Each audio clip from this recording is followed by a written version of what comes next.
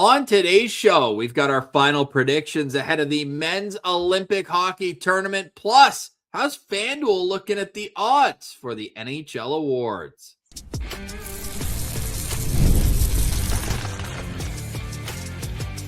You're Locked On NHL, your daily podcast on the National Hockey League. Part of the Locked On Podcast Network, your team every day. Hello and welcome inside this Wednesday, February 11th edition of the Locked On NHL podcast. I'm Ross Levitan from Locked On Senators. With me, as always, it's a Battle of Ontario edition. Mike DiStefano from Locked On Leafs, but we are all Canucks today and for the next couple of weeks. The Olympic Games underway. Everything is brought to you by FanDuel. Go check out FanDuel for all the highs and lows. There's no better way to follow the Olympic Games than to bet with it on FanDuel. FanDuel, play your game. Let the games begin, Mikey. What are you most excited about over these next couple weeks? I'm just excited to see best on best hockey, man. Like, it's been so long since we've been able to see this. I know we had the Four Nations a year ago, but we didn't get to see, some of the best hockey players in the world at that tournament, right? There was no Leon Draisaitl. There was no David Pasternak. And granted, the Russians aren't there, but I'm still just jacked up to finally see Olympic hockey for the first time in 12 years. It's going to be a lot of fun. And as a Canadian, it's always like that's all that I don't want to say it's all that matters, but like if Canada wins gold in men's and women's hockey, it's considered a success. Like, it doesn't matter. They could not win a single gold the rest of the Olympics, but if they win gold and sweep gold in hockey, it's considered a success here in Canada. But it's going to be difficult for that to happen, though. I will say, I do think it's going to be difficult. The women's, they obviously got crushed by the Americans yesterday. And without Marie-Philippe Poulin, depending on how long she's going to be out for, the women could have a tough time. And I tell you, man, like I like Canada. I think that they should be, the favorites to win it. What they have up front, no one can compare to that. But it's going to be a tough tournament. It's going to be a fun one, though. Yeah, and if you look at the gold medal odds over at FanDuel, Canada is the favorite for this tournament, as they should be. They are the reigning back-to-back champs when they are NHLers in the Olympics, 2010, 2014. You go back to 2002 as well. We do not talk about Turin when they were too loyal to the old guard in 2002, those guys who helped them win there, and they just should have turned the page, which is frankly the conversations that need to be had with Canada's women's team right now, because their youngest player, there's 9 players on Team USA who are younger than them, and a lot of them are having huge impacts on this game. This KK Harvey girl on the back end for Team USA is outstanding. Abby Murphy. Dude, she's been a guest on Locked On Senators. Dude, Abby Murphy. Why? Good little player. Do you know why she was a guest on Locked On Sens? Who's she related to? Nope. She copied the Ridley Gregg empty net slap shot a month after that. No. Yep. So we're like, hey, come on the show to discuss. She was great with us. She had a good time. I now She's also a girl Murphy, who went with the between the legs nutcracker a couple weeks ago in college, where she had that sick pass across. So yeah, there's nasty skill in the U.S. She had the no look backhand pass in the Canada game too.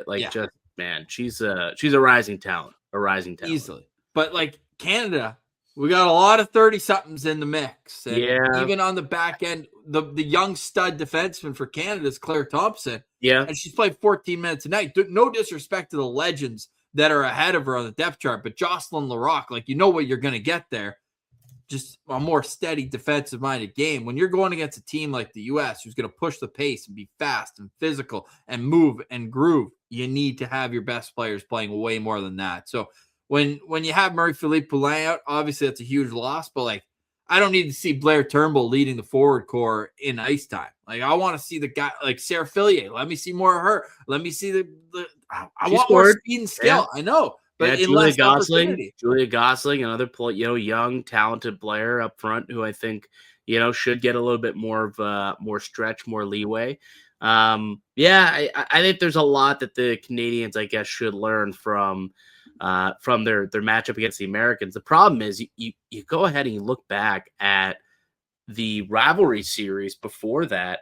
The Americans swept the rivalry series this year in the women's game. Like, they won 4 games in a row, and it was a set plus 17 goal differential between those two. So it wasn't even close. No. It wasn't even close. Their goalie, is it Aaron Frankel? Is that their goaltender?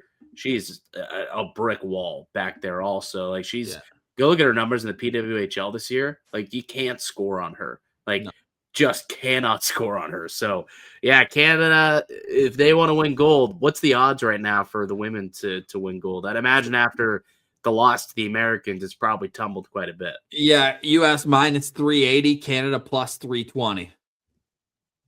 Yeah, I thought it maybe even been a little lower than that, close to plus 400, 450 based off of that game. But they're going to have to play a lot better in the medal rounds when they play the Americans if they want to win gold. Yeah, and that's why I'm not too worried about it, right? Because we saw on the men's side, 2010, U.S. gets the win in preliminary round. Yeah. They lose when it matters. 4 nations, U.S. gets the win in Montreal. Yeah. And if you talk to American hockey fans, the fights! Yeah, that was the game that didn't matter. The game that mattered, you left McDavid wide open in the slot. He could have had an espresso shot, maybe some baguette, had a nice little lunch, cut up some buffalo mozzarella. I know you love that, Mikey. And then he just put a cheese up top. McDavid and McKinnon, as we've transitioned here to Team Canada, my gold medal pick, you'll be shocked to know this, Mikey.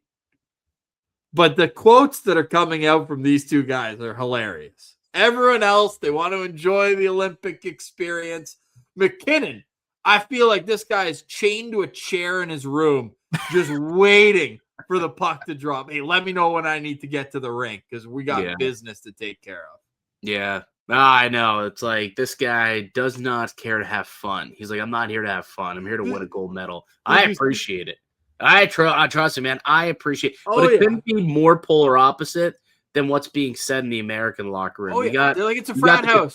They got the Chuck brothers. They're like, yeah, we're rooming together. We rearranged our furniture, more room for activities. Like, it's hilarious. The difference between how Canada is approaching these Olympic Games and how the Americans are approaching these Olympic Games. And who's to say one is a better approach than the other? I guess time will tell. I could, for one, tell you, Ross, that if I had the opportunity to sleep in those, summer camp beds, little single tiny ass things, or a nice luxurious hotel bed, I'm probably going to go with the hotel. I probably would do that. So I think Canada made the correct decision. Like, these are athletes, dude. Like, you need time to rest, recover. Like, Austin Matthews is 6'4", 220 pounds. He's got to go sleep in a little single sleeper bed. Like, dude, good thing that Belarus isn't there. Could you imagine Alexei Protas in one of those? Yeah, like, dude, I mean, what the heck is going on? I thought it was a peculiar decision, but hey, they want to take in the full experience.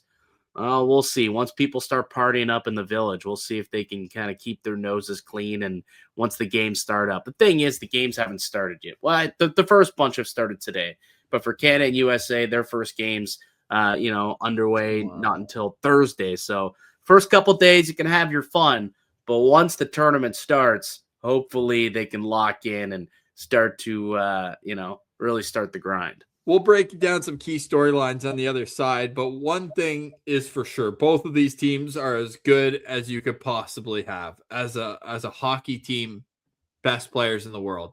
There's two things that I think stand out most.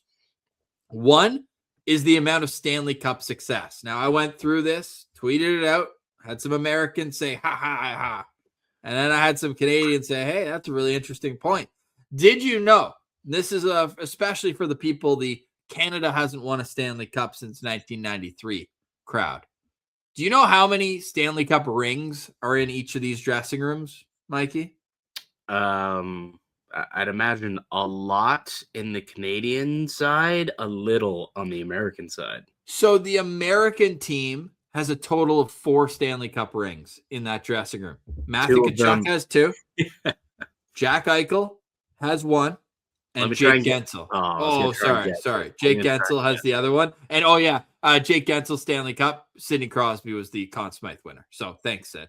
You look at Team Canada and the two players they had to replace due to injury, Anthony Cirelli and Braden Point, they have 4 Stanley Cup rings themselves. Team Canada, as a team, has 21 Stanley Cup rings in their locker room, led by Sidney Crosby's 3. They've got a host of players with 2. Wow. And basically every player, including all 3 goalies on their team, have a Stanley Cup ring. So I'm looking at Team Canada, and that might be a part of what we just mentioned. The business, like they know what it takes to get to the top of the mountain. They've got a number of players who are looking to be in the triple gold club, Olympic champion, world champion, world junior champion. There's a lot at stake here. And they're also wanting and assuming that this is Sidney Crosby's last Olympics. And if that's the case, you want that guy to go out. Every single one of those kids got to see him. Drew Doughty had a better view than everybody else, but everybody got to see him Canada on his back in that gold medal game in 2010. So I think you're going to see the most focused version of Team Canada possible. No, I agree with you, man. Like that's crazy. 21 Stanley Cups in that room, and you're right. I think everyone's going to be playing for Sid. And one of the guys that doesn't have a Stanley Cup ring has 170 more points than anybody else in the last 10 years. Connor McDavid. Oh, he's been a back-to-back Cup Finals at the very least. He was in a Game 7. He was in a Game 7 of a Cup Final. Won a Conn Smythe. Yeah. Marner maybe cancels that out, though, a little bit, no? Throw a little shade at the former Maple Leaf. Why but what I will say is that I mentioned Gensel when he won the Cup, a Canadian won Conn Smythe. That's actually happened all 4 of the times that an American Olympian has won the Stanley Cup. It's either Jonathan Marchessault, Connor McDavid, Sam Bennett, or Sidney Crosby won the Conn Smythe in those years. I got a question for you, but we'll do it on the other side. But I want to know who you think ends up with tournament MVP. Hold it. One next, buddy. You're listening to Locked On NHL, your team every day. Today's episode is brought to you by FanDuel. The winter games are officially here, and if you're anything like us, you're looking to lock into the events you only get to see on the biggest stage every 4 years, and that's why following the winter games on FanDuel just makes sense.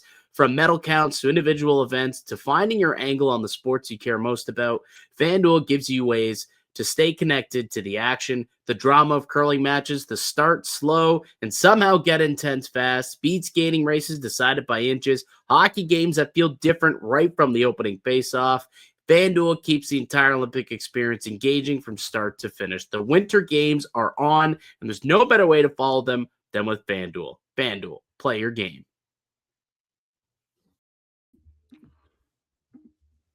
Welcome back, Locked On NHL, your team every day. Thank you for making Locked On NHL your first listen each and every day and helping the Locked On Podcast Network become the #1 sports podcast network. All right, Mikey, so tournament MVP, that's what you're asking me?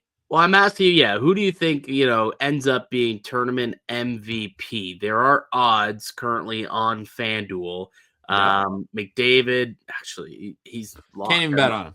Can't even bet on him. His odds are locked. Does that mean that it's that much of a lock that Connor McDavid will win tournament MVP? Is there no conversation to be had based on these FanDuel odds right now? I also find it interesting that 4 of the top 5 odds are goalies.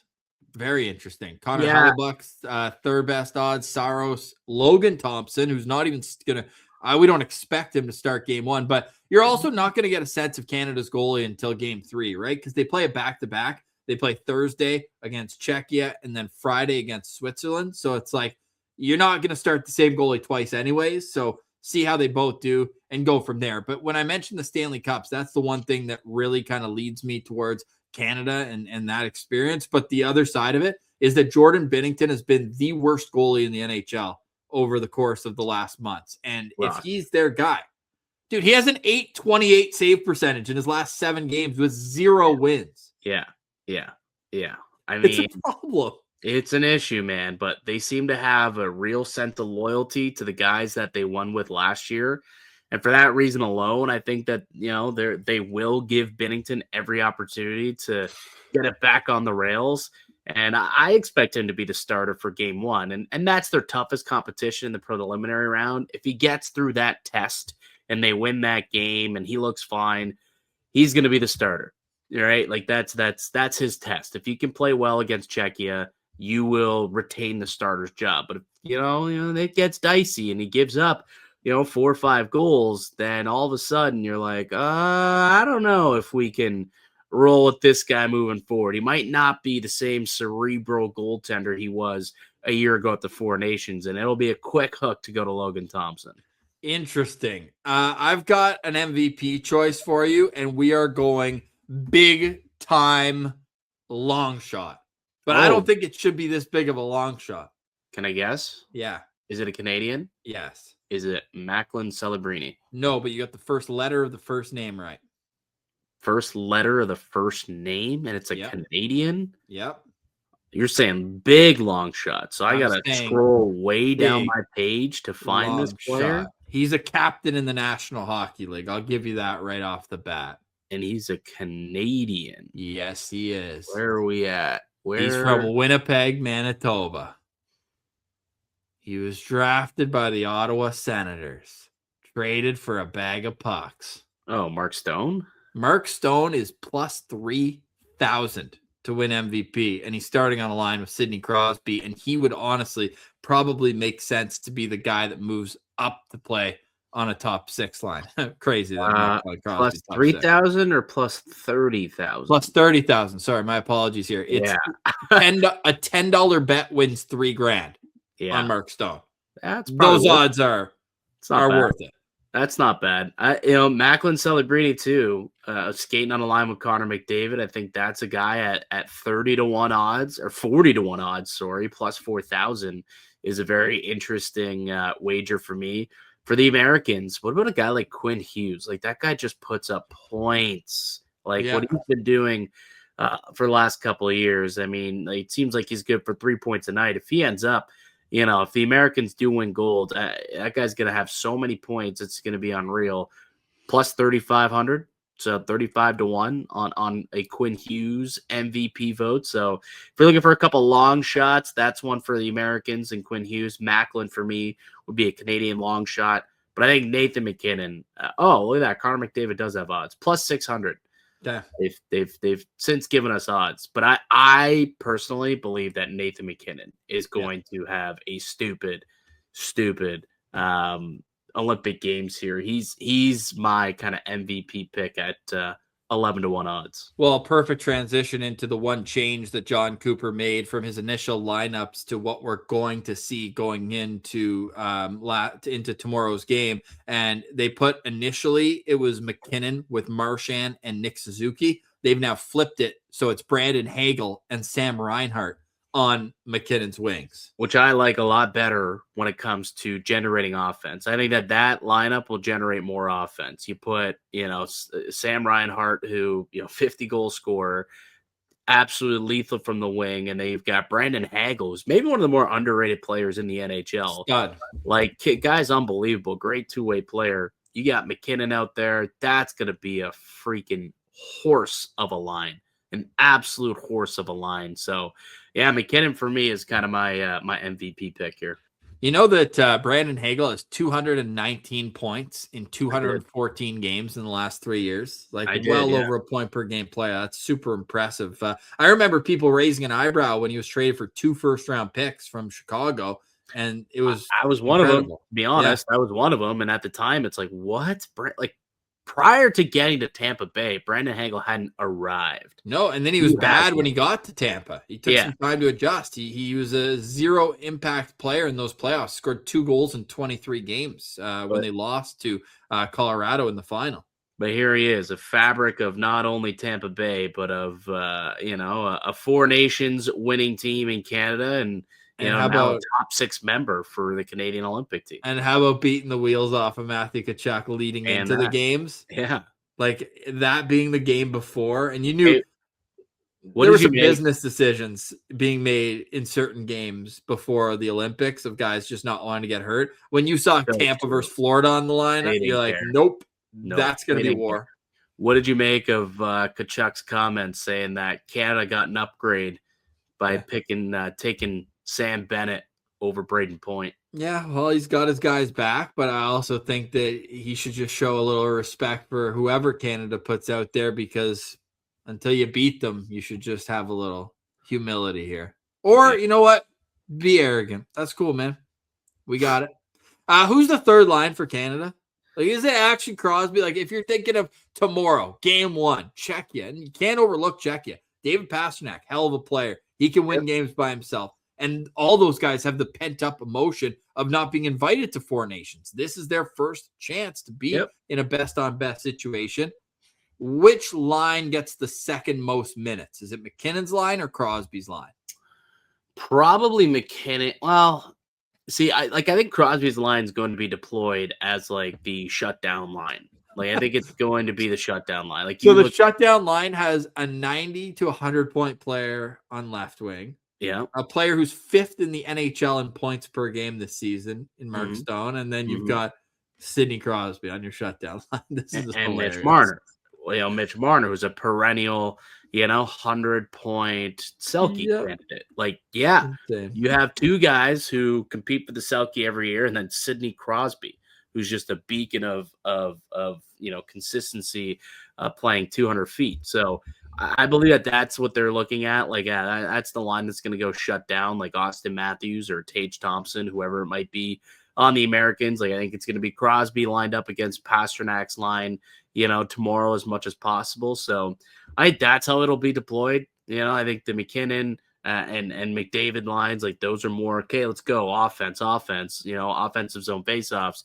Crosby's line, I think, will be used as the matchup line, which is insane. Like, that's how gifted this team is, that they can utilize Crosby, Marner, and Mark Stone as like a shutdown line. It's like, we don't need offense from you guys. Just go out there and keep the puck out of the net, and we'll be okay, because we got other guys who can score for us. So sick, man. I cannot wait for this to start. It all gets going at 10:40 a.m. tomorrow for Team Canada. They will be taking on Czechia, and then it's going to be later on that day, Team USA will open up their tournament as well. So that game is in the afternoon. Over at Locked On Senators, we're going to live stream the Team Canada game, so come join us if you'd like. We will be live from 10:40 a.m. until the conclusion of that Canada game. On the other side, we'll get to our final predictions: gold, silver, and bronze. You've got McKinnon as MVP. I've got Mark Stone, but I want to give another pick that's not a complete long shot. We'll get to that on the other side. You're listening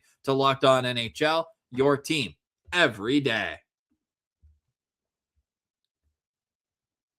Today's episode is brought to you by our friends over at Quo. Quo wants you to know that this is the time of year to get better, right? We're looking at messier parts of how we run our business and thinking there has to be a better way. Well, there is. Streamlining your communications is one of the quickest upgrades you can make. That's why today's episode is brought to you by Quo, spelled Q-U-O. It's the smarter way to run your business communications, because when your team is reachable, organized, and communicating in one place, you're not just working cleaner, you're creating more opportunities to connect with customers. I love how simple Quo makes everything. Your whole team can call and text from one shared business number, so nothing gets mixed. And Quo's smart AI tools automatically log calls, summarize conversations, and highlight next steps so details never slip through the cracks. It's no surprise Quo is the #1 rated business phone system on G2, trusted by more than 90,000 businesses, from solo operators to growing teams. So make this year the one where no opportunity and no customer slips past.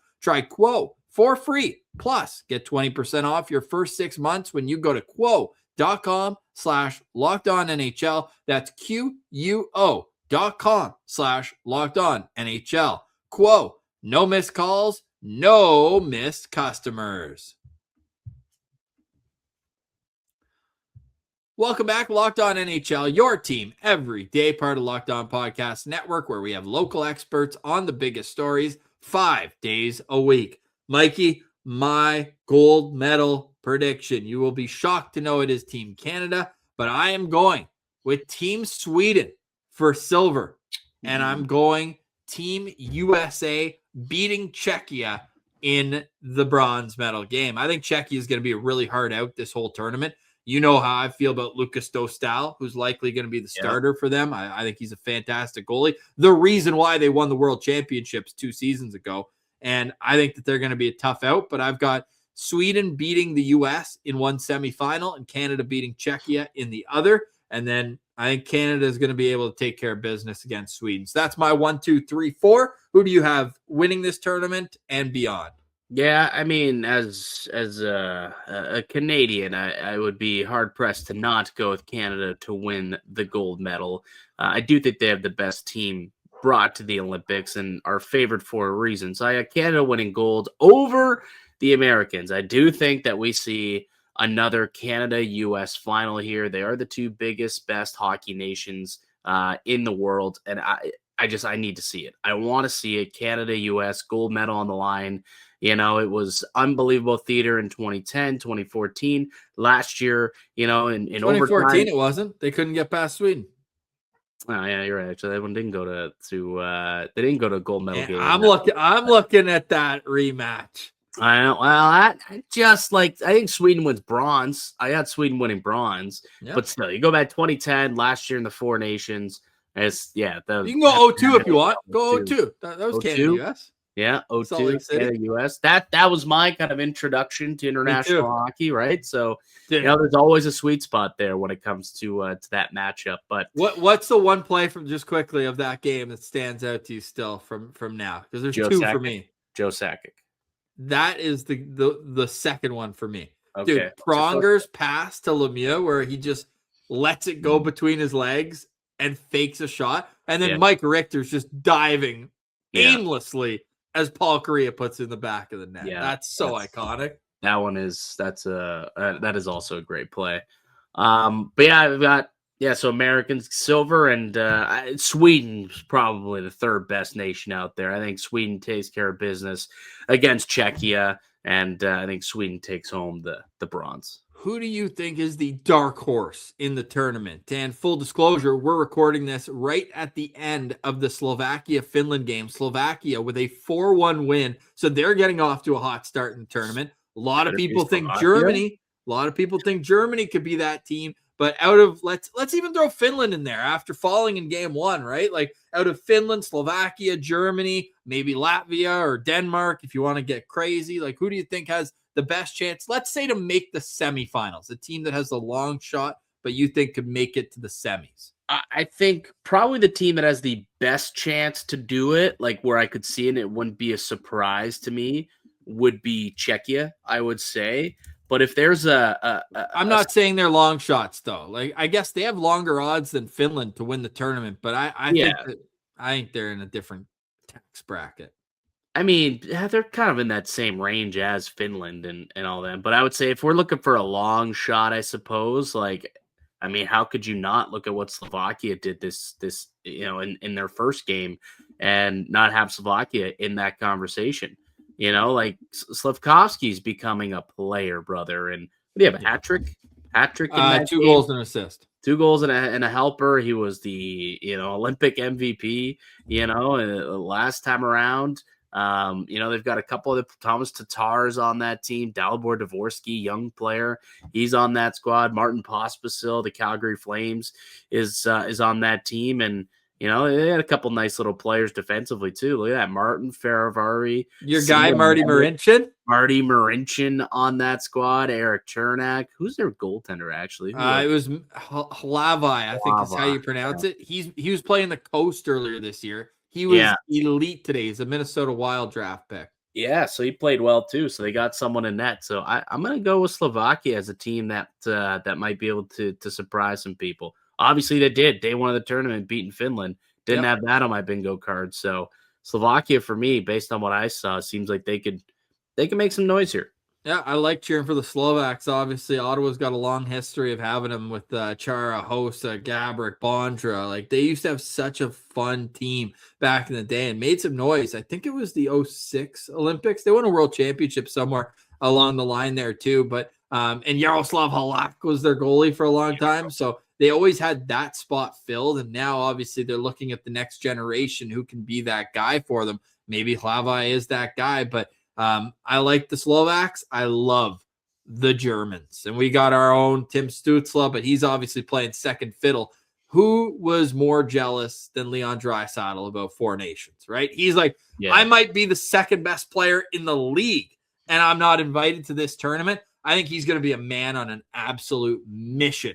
And he just missed it, right? He got drafted the last year the NHLers were at the Olympics. Like, he just missed being able, like, was he on Team Germany? I don't know. They probably should have had him on there if he wasn't, realistically. They should have. I mean, he did come on Wild afterwards. No, he played World Championships and World Juniors. What the heck? What happened with him at World Juniors? He had 6 points in 6 games and 52 penalty minutes. Gonna assume a couple game misconducts there. Couple game misconducts for old Leon. Anyways, he's always excited to represent Germany. And he is, funny enough, he hasn't played in an Olympics, but he played in the Olympic qualifiers in 2017 for Germany, had 5 points in 3 games there. But I'm just going to be so dialed in because that German team has young talent with Stützle, Peterka, Lucas Reichel to a lesser extent. And then you've got your number one defenseman in Moritz Seider. You've got your true superstar in Leon Draisaitl, and you've got a goalie. This isn't the Philip Grubauer of the last couple of years. He's found his game. He's playing well. So I think I'm going to go with Germany as my long shot to make the semifinals. So it's going to be a fantastic tournament, Mikey. We can't wait to get this thing rolling. Absolutely. All right, so let's go over to the final segment of today's show, and that is our NHL futures going to the league awards. And you can check them all out at FanDuel. We gave you a great tip here on the show a few weeks ago where Nikita Kucherov was plus 8,000 to win MVP. Those odds are now plus 750, third to Nathan MacKinnon and Macklin Celebrini. Like, he's got better odds now than Connor McDavid to win the MVP. That's how wild and impressive. Did you see this? There's a stat floating around on Twitter that in the last 5 years, Kucherov has only gone 3 games without a point once. I thought you were going to go with this other stat that Kucherov has more points in 2026 than the highest point scorer on 4 NHL teams this season. Whoa. Yeah. Just in 2026, which was like 18 games or something like that. Yeah, he's been just it's been ridiculous, and what that team's doing. And you talk about narrative plays too. That's without Point. That's without Victor Hedman. Like, now you got Cirelli injured. This guy has to be right in the mix for MVP. Even plus 750 seems like those odds could certainly shorten between now and the end of the season if he keeps doing what he's been doing. So, kudos to whoever took that tip and bet it. Kudos to whoever took that tip, because I mean, plus 8,000. You've just thrown like $10 on it. You're making 800 on the deal. Yeah, well, as long as he pulls it off, and Nathan McKinnon's still got a commanding lead here, but we'll see. Is there any other market that's caught your attention? Like the Vezina is now real tight between 2 Russian goalies. Yeah, it is, and like Vasilevsky still feels like a good bet to me at plus money. Like Sorokin's had an unbelievable season. I just like Vasilevsky, the bounce back, and how he's been able to keep Tampa, as dominant as they've been, might be enough to kind of tip the scales for him. So at him at plus money, I think is a decent little wager there. The other one that I look at, honestly, and I'm quite surprised, like John Cooper is the Jack Adams leader right now. Like it's so bizarre because usually it never goes to the best coach or the best team, but he is currently the front runner to win the Jack Adams. Right behind him, though, is Lindy Ruff. And this turnaround that the Buffalo Sabres have had, I wonder if that is a guy who could end up winning the Jack Adams at the end of the year. The other one, a little more of a longer shot, Dan Muse at 13-1, who saw the Pittsburgh Penguins being in a playoff spot by the Olympic break. Certainly not I. So if they can finish the job and get into the dance at the end of the year, Gotta think Dan Muse has to be in the conversation too. Is it too late for Rick Bonus? Oh, Ricky B. Dude, they're 10-1 in 11 games. I know. He didn't coach. The problem is I can't give it to him because he's only coached half the year. You can't only coach half the season and get the award. They were second last in the East when he came in. That if means he gets nothing. them into a top 3 spot in the Metro, that means nothing because the East was so tight. Yeah, especially the bottom. Like that means absolutely nothing. You can win 4 games and go from basement to like next up into the wild card. Like it means nothing to move up that much in the East. Yeah, I like how a few of these have really closed in. We've also got a dead tie with minus 115 odds for the Norris Trophy between Cale Makar and Zach Werenski. Yeah. Where are you leaning? Werenski's season has been incredible, and Werenski was hurt for a while too. Honestly, like voter fatigue makes you kind of think, what if it's time to give Werenski his Norris? Like what if that's kind of what tips the scales? Time to give him his Norris. Yeah. I mean, he's also got 38 points in his last 27 games. That's pretty good. That's pretty good. On Columbus, where he's the guy on the back end. Schaefer's locked up at Calder, you think? He's already got 20 goals. Who? Werenski? Yeah, dude. Sheesh. You know he's on their 3rd pair for Team USA? I mean, they've got 3 solid pairs, so I wouldn't be too concerned. Yeah. Is he with Jake Sanderson? Yeah, dude. They had Jake Sanderson as an extra for 1 practice, and then they're like, he's probably better than Noah Hannafin. Let's flip that around. I would agree. Funny. I would agree. So funny. Yeah, in my opinion, and Jacob Slavin's a great defensive defenseman, but in my opinion, that Slavin Faber is just your 3rd pair. Probably. Because Quinn Hughes and Charlie McAvoy, that's your number 1, and then Werenski Sanderson. But by the way, and maybe Canada can take advantage of this, that's 2 lefties, 2 guys who play the left side all the time in their respective teams going together. So maybe try to dump it in on their backhand. And they're obviously incredible players, but so are Canadian forecheckers. So I wouldn't mind getting that game. But honestly, with how close the States think they are to Canada, like overtime in the 4 Nations, beating us in the preliminary, like I think this would be a nice tournament to just not even see them. No. Gotta see him, gotta beat him. Okay. I'm opposite. Gotta see him, gotta beat him. Like I almost just want to put him in timeout for a little bit. That feels like how USA's thinking. They'd love to win a gold and not get to play Canada. Whereas you ask Nathan McKinnon, who do you want to play in gold? I guarantee you his answer is going to be USA. That's who you want to beat. Final thought on today's show. Just we were talking about McKinnon earlier, and it was Arpon Basu with The Athletic who wrote a great profile on McKinnon. And one of the questions, it was a quick back and forth. So it was like one sentence that he said, one sentence that McKinnon said.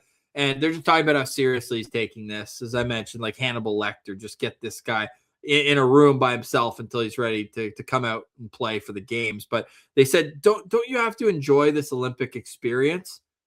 And it's a 1-word answer. No.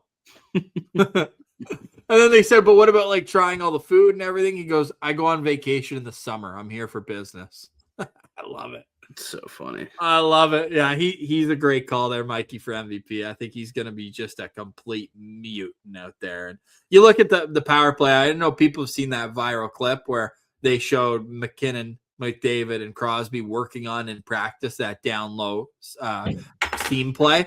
And then they do it 10 seconds into their first power play at 4 Nations. Crosby spinorama ripped by McKinnon. Like, we need that. Yeah. Woo, and it all starts tomorrow. We'll be back next week after the preliminary round will be done. We'll be setting up the quarterfinals. That's how quick this tournament's going to run. So enjoy it while it lasts, because it's going to be in 10 days. 6 games in 10 days. 7, because what happens, 6 for some teams. So the top 4 teams are going to get a bye to the quarterfinals, and then the other 8 teams play an extra game to qualify for it. So all right, for Canada, 6 or 7 games. Okay, for Canada. For Canada. For Canada. Let's be honest. All right. That's Mike DiStefano. Go check him out. Locked On Maple Leafs. I'm Ross Levitan from Locked On Senators. And this has been another edition of Locked On NHL Podcast, your team every day.